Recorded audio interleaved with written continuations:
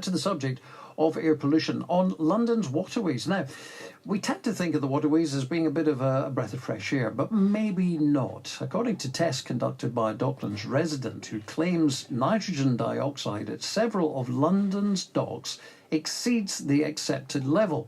Now, the results come as the Port of London Authority is planning to double passenger journeys on the Thames, and I'm joined now by the air pollution expert Dr. Robin Russell-Jones. Robin, thanks for joining me this morning. How polluted is the air along the Thames? Well, the whole of central London exceeds the EU limits for nitrogen dioxide, so I don't expect the Thames to be very different from that. They also, of course, exceed the WHO levels for particulates, so big ships that come into London would be emitting large amounts of NO2 and substantial quantities of particulates.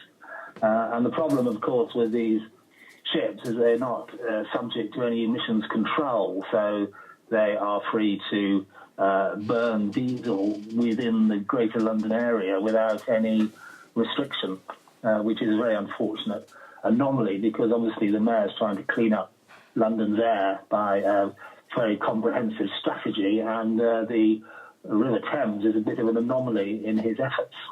So is he not aware of the pollution and the particulates that the cruise liners are spewing out? Yeah, he is, but he doesn't have control over it. It's controlled by the Port of London Authority, not by the Greater London Authority. So he isn't in a position to do anything about it. There was a clean air bill went through Parliament last year, piloted by the current chair of the all-party parliamentary group on air pollution, which specifically addressed the issue of shipping and pollution, and it actually asked that ships coming into ports and places like London should have emissions control technology fitted, and that when they dock they should have an electricity supply so they don't have to keep their diesel generators running. So this was all put before the Secretary of State last year, but of course the shenanigans of Brexit have sort of meant it's fallen by the wayside, so the politicians don't seem to be paying very much attention, but there's an overwhelming need for a Clean Air Act so that all these anomalies are dealt with by proper legislation. Are you saying then that cruise ships should be banned from the Thames? No, they should have controls put on their emissions, and when they dock, they shouldn't be allowed to keep their engines running because they're running fairly filthy diesel fuel, and it's not subject to emission control. So obviously, it's something that needs to be addressed. And until I don't think the new port should be built until these issues have been dealt with and satisfactory strategies in place. Is there a way of quantifying the damage they are doing to the environment along the Thames in terms of the number of cars that are equal to one cruise ship, that kind of thing?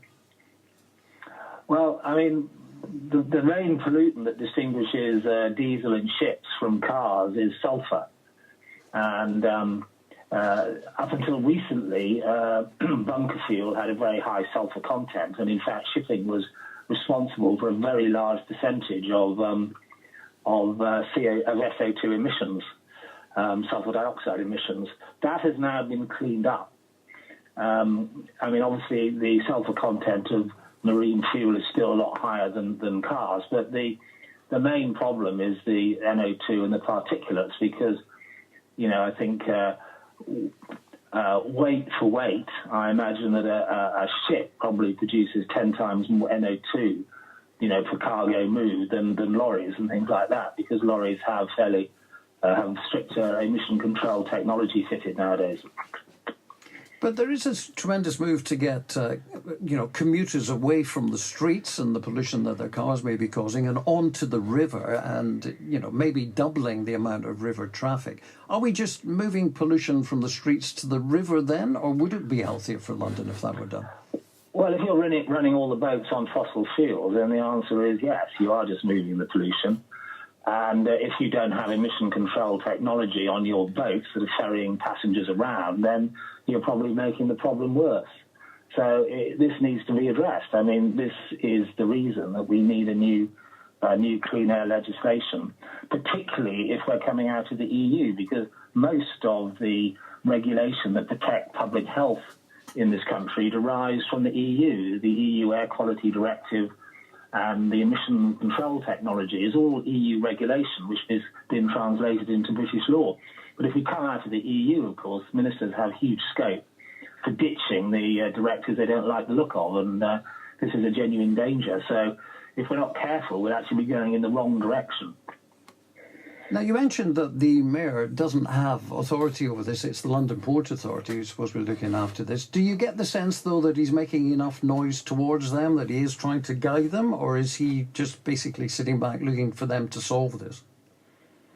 No, I think the Mayor has done a credible job on air pollution. I mean, he's made it a priority, and he's doing everything that he can within his powers.